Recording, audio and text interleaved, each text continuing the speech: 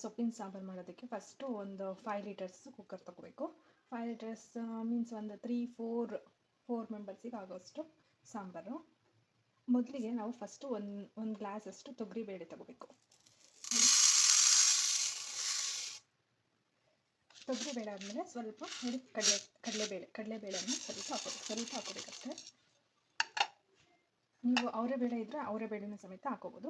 ಇದನ್ನು ನಾವು ಚೆನ್ನಾಗಿ ವಾಶ್ ಮಾಡ್ಕೊಂಡು ಬರಬೇಕು. ನೋಡಿ, ನಾನೀಗ ವಾಶ್ ಮಾಡ್ಕೊಂಡು ಬಂದಿದ್ದೀನಿ.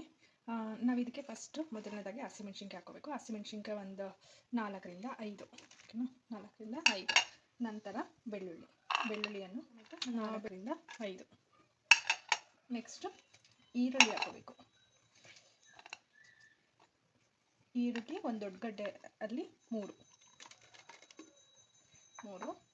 ನಂತರ ಟೊಮೊಟೊ ಹಣ್ಣು 2 ಹಾಕೋಬೇಕು.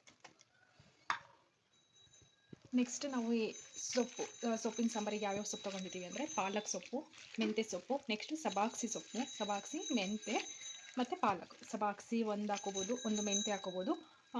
ನಂತರ 1.5 ಅಷ್ಟು ಪಾಲಕ್.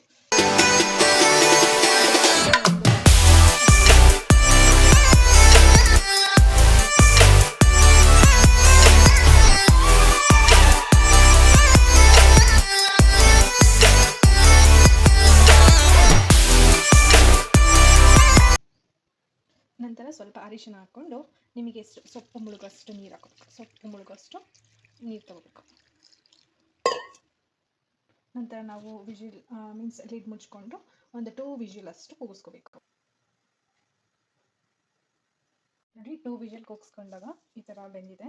ಸೊ ಇದರಲ್ಲಿರೋ ನೀರನ್ನ ನಾವು ಸಪ್ರೇಟ್ ಮಾಡಿಕೊಂಡು ಮತ್ತು ಅದೇ ನೀರನ್ನೇ ಲಾಸ್ಟಲ್ಲಿ ಹಾಕಬೇಕು. ಸೊ ತೆಗೆದಿಟ್ಕೊಂಡು ಇದಕ್ಕೆ ಒಂದು 2 ಸ್ಪೂನಷ್ಟು 3 ಸ್ಪೂನಷ್ಟು ಸಾಂಬಾರು ಪುಡಿಯನ್ನು ಹಾಕಬೇಕು.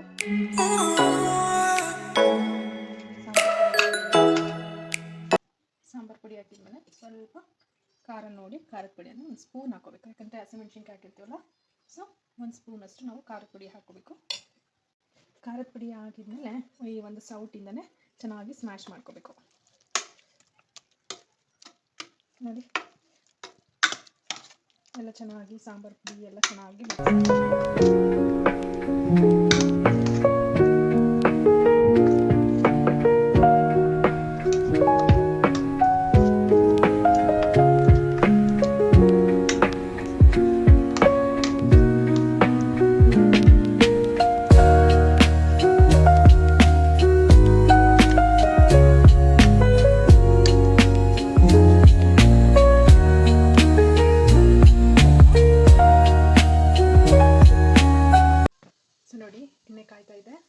ಎಣ್ಣೆ ಕಾಯುವಾಗ ನಾವು ಸ್ವಲ್ಪ ಸಾಸಿವೆ ಹಾಕೋಬೇಕು. ಹಾಕೋತಿದ್ದೀನಿ. ಸ್ವಲ್ಪ ಜೀರಿಗೆ ಸಮೇತ ಹಾಕೋಬೇಕು. ನೆಕ್ಸ್ಟು ಕರಿಬೇವು, ಸ್ವಲ್ಪ ಎಷ್ಟು ಬೇಕೋ ಅಷ್ಟು ಕರಿಬೇವು ಹಾಕೋಬೇಕು. ನೆಕ್ಸ್ಟ್ ನೋಡಿ, ನಾನು ಬೆಳ್ಳುಳ್ಳಿ ಈ ಥರ ಜಜ್ಜಿರೋ ಬೆಳ್ಳುಳ್ಳಿನ ಹಾಕೋಬೇಕು. ಟೇಸ್ಟ್ ಚೆನ್ನಾಗಿರುತ್ತೆ. ಹಾಗೆ ನಾನು 1-2 ಈರುಳ್ಳಿ ಹಾಕೋತೀನಿ. ಇದು ಚೆನ್ನಾಗಿ ಫ್ರೈ ಆಗಬೇಕು. ಫ್ರೈ ಮಾಡಬೇಕು.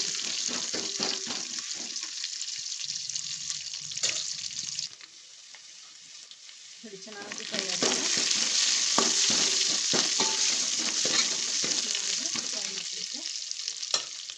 ನೆಕ್ಸ್ಟ್ ನಾವು ಪಾತ್ರೆಗೆ ಇದನ್ನು ಶಿಫ್ಟ್ ಮಾಡ್ಕೋಬೇಕು. ನೋಡಿ, ಶಿಫ್ಟ್ ಮಾಡಿಕೊಂಡು ಚೆನ್ನಾಗಿ ಕರಕೂರು ಹಾಕೋಬೇಕು.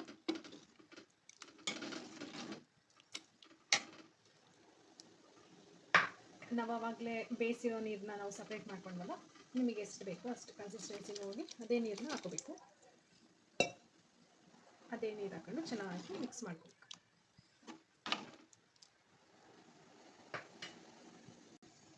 ಕುದಿಯುವಾಗಲೇ ನಾವು ರುಚಿಗೆ ಎಷ್ಟು ಬೇಕೋ ಅಷ್ಟು ನಾವು ಉಪ್ಪನ್ನು ಹಾಕೋಬೇಕು.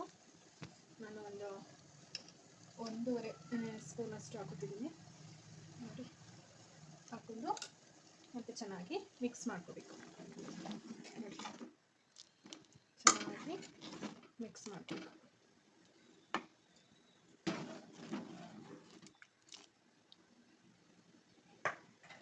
ನೋಡಿ, ಚೆನ್ನಾಗಿ ಕುದೀತಾ ಇದೆ.